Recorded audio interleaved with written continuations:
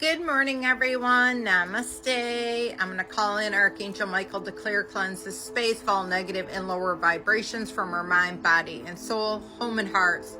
Placing the white light of protector on us with his blue seal.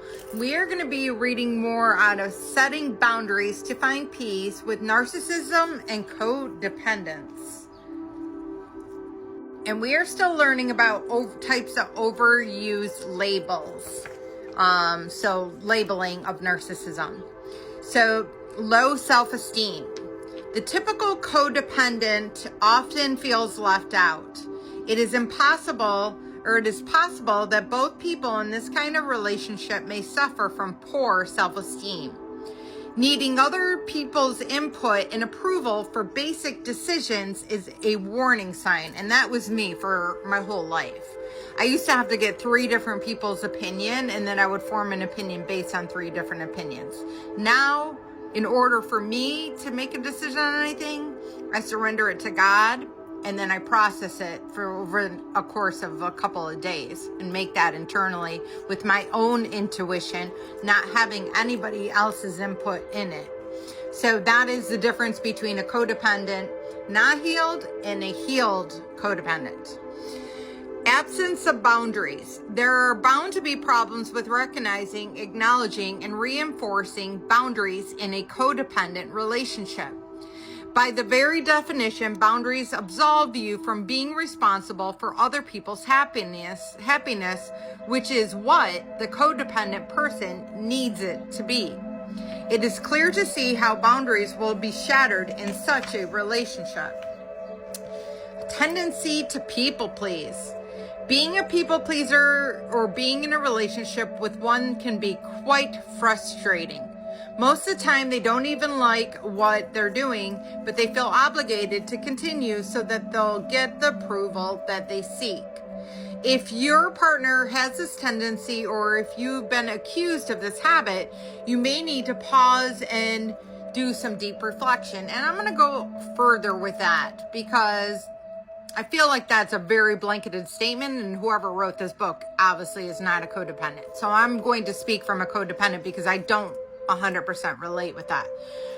You yourself, as a codependent, more than likely had a tumultuous relationship between your parents or some type of caretaker who was volatile and would go into rage.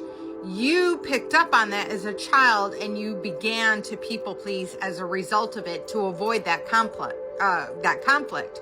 You are a very empathic, highly sensitive person known as an empath. And you have learned throughout your life, because you feel things so much, you feel people's pain. When they go into rage, you feel that rage. You feel that anxiety from people. So you've learned to people please as a result of it and put all your needs and wants secondary due to trying to make that person happy. So that's a different perspective, and that's the perspective I agree with. More reactive than proactive situations. Feeling obligated to take care and please everyone will cause a disconnect with your true wants and needs. This will hamper your ability to proactively navigate situations in a genuine manner and may keep you constantly on the defensive and even damage your self-esteem. It is also doesn't help that you are not able to set proper boundaries as well. So once you start healing yourself, you no longer feel the need to people please, and you no longer feel the need to not have boundaries. And no is a complete sentence. Poor communication. Being a codependent person means that you are quick to disregard your own wants, and you may not express them even when you're aware of them. You may think that expressing yourself will just upset the other person and make them leave. On the flip side, a codependent person may not really understand their partner and may even enjoy the control they have without taking time to listen to the other person. It may be hard to identify a codependency cycle and break out of it and stay out of it. However, it's important that you step away as soon as you can examine the possible dangers it has left on you, as well as prevent future wounds. So it is important to learn about that. codependency, and more importantly, it's important to heal your codependency.